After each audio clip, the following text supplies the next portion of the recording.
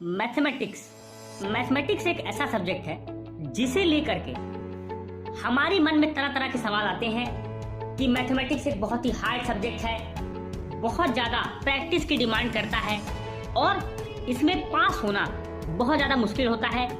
कई लोगों को मैथमेटिक्स सब्जेक्ट बहुत ज़्यादा हार्ड लगता है, इसीलिए वो सबसे ज़्यादा मैथमेटिक्स के पेपर को लेकर के नर्वस रहते हैं। और जब बात आती है हमारे बोर्ड एग्जाम की, तो बोर्ड एग्जाम में मैथमेटिक्स का रोल बहुत इंपॉर्टेंट होता है, क्योंकि कहीं ना कहीं ये हमारा एक मेन सब्जेक्ट है, कोर सब्जेक्ट है और हर स्टूडेंट का ये सपना होता है कि वो मैथमेटिक्स में अपने अधिक से अधिक स्कोर करे, अच्छे से अच्छे अंक प्राप्त करे। लेकिन दोस्तों, मैथमेटिक्स के पेपर में कई सारे ऐसे सवाल होते हैं जो हमें नहीं आते या जिनका आंसर हमें नहीं आता, जिनका मेथड हमें पता नहीं होता कि यह क्वेश्चन किस तरह से सॉल्व होंगे, कैसे हम इन्हें सॉल्व करें जिसमें हम इनमें भी अधिक से अधिक अंक ले पाएं, अधिक से अधिक अंक प्राप्त कर पाएं। आज मैं आपसे इसी विषय पर बात करने वाला हूं कि अगर आपको मैथमेटिक्स के पेपर में कोई भी क्वेश्चन ना आए, क्या आपको अप्रोच लगानी है, कौन सी सिंपल टिप्स एंड ट्रिक्स लगानी है जिससे कि आप इन चीजों से बच पाएं और मैथमेटिक्स के पेपर में अधिक से अधिक स्कोर कर पाएं। देखिए, सबसे पहले मैं आपको बता दूं, मैथमेटिक्स के पेपर में हम लोग दो गलतियां करते हैं।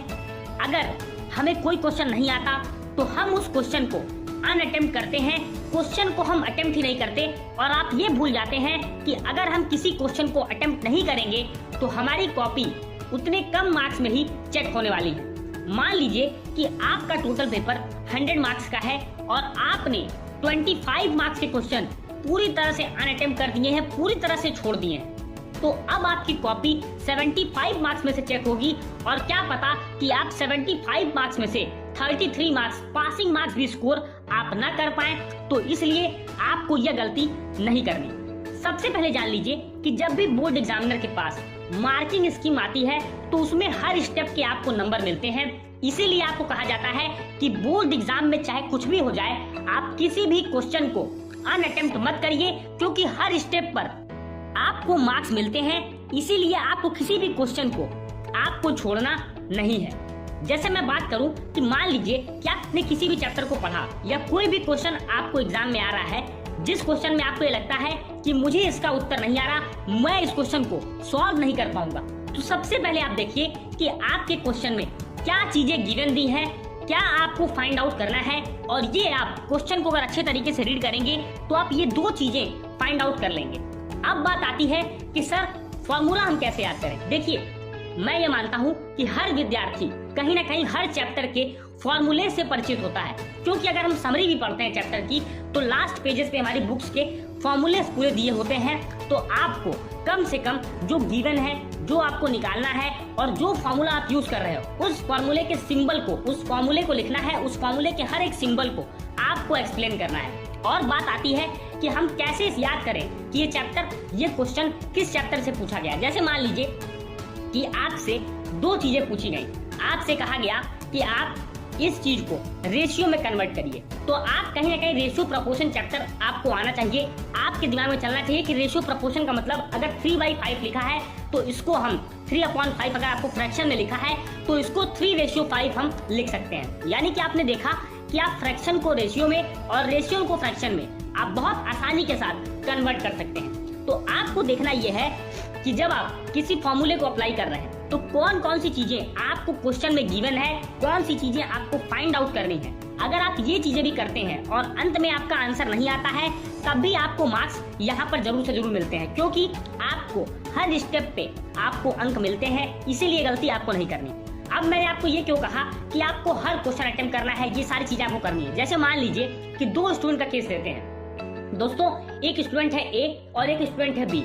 देखिए, जो स्टूडेंट ए है उसके जो मार्क्स हैं, आपको 100 में से 33 मार्क्स चाहिए होते हैं पास होने के लिए। तो आपने, जो स्टूडेंट ए है उसने 29 मार्क्स स्कोर किए और उसने क्वेश्चंस को अनअटेम्प्ट कर दिया। तो अब कहीं ना कहीं एग्जामिनर के पास कोई भी रास्ता नहीं है कि उसे वह पासिंग मार्क्स तक पहुंचा सके। अगर उस बच्चे ने पूरे पेपर को अटेम्प्ट किया होता, हर क्वेश्चन में कुछ ना कुछ ट्रिक्स लगाई होती, तो उसे स्टेप मार्किंग की वजह से भी पास होने का पूरा पूरा मौका मिलता। तो इसीलिए आपको कहा जाता है कि आप हर क्वेश्चन को अटेम्प्ट करिए। दूसरी बात आपको ध्यान देनी है कि अगर आप एक टॉपर, स्टूडेंट टॉपर भी है दोस्तों, तो स्टूडेंट बी के साथ ये है कि उसने 100 में से 68 मार्क्स 67 मार्क्स स्कोर किए। अब अगर उसने हर क्वेश्चन को अटेम्प्ट किया होता तो उसको कहीं ना कहीं स्टेप मार्किंग की वजह से उसके 4 से 5 से 6 नंबर बढ़ते ही बढ़ते और साथ ही साथ उसका परसेंटेज इन्हीं 6 मार्क्स की वजह से दूसरे लेवल पर चला जाता, वो परसेंटेज आपके इंक्रीज हो जाते। तो इसीलिए आपको ध्यान देना है। अब बात आती है कि अगर हमें कोई क्वेश्चन ना आए तो हम क्या करें। देखिए, सबसे पहले आपको उन क्वेश्चंस को ध्यान ही नहीं देना पेपर के स्टार्टिंग में जो आपको नहीं आते। आप उन क्वेश्चन पे फोकस करिए जो क्वेश्चंस आपको आते हैं और स्टार्टिंग में अपना इंप्रेशन इतना अच्छा एग्जामिनर पे डालिए, इस तरह से आप क्वेश्चन को सॉल्यूशन दीजिए जिससे कि एग्जामिनर को लगे कि आपका कॉन्सेप्चुअल क्लैरिटी बहुत अच्छी है और आपकी कॉन्सेप्ट पर पकड़ है और आप चैप्टर्स की अंडरस्टैंडिंग आप रखते हो। तो ये आपको ध्यान देना है। जो क्वेश्चंस आपको नहीं आते उसमें टाइम वेस्ट मत करिए। उन क्वेश्चंस को छूने की भी जरूरत आपको स्टार्टिंग में नहीं है। मान लीजिए कि आपके पेपर में टोटल 30 क्वेश्चंस हैं और आपको 25 क्वेश्चंस के आंसर बहुत अच्छे तरीके से आ रहे हैं, तो आप पहले उन क्वेश्चंस को अटेम्प्ट करिए और बचे हुए 5 क्वेश्चंस को अब आप बात के लिए रखिए कि इनमें जो चीजें आपने पढ़ी है उन चीजों को आपको अप्लाई करना है। और मैं आपको बता दूं, जैसे आपको कोई क्वेश्चन आप पढ़ रहे हैं, आपको उस क्वेश्चन का चैप्टर याद आ गया कि हाँ ये चैप्टर में मैंने ये क्वेश्चन पढ़ा था, तो आप देखिए कि ऐसा कोई फॉर्मूला आपको याद आ रहा है इंस्टेंट मोमेंट पे जो उस क्वेश्चन में अप्लाई हो सकता है।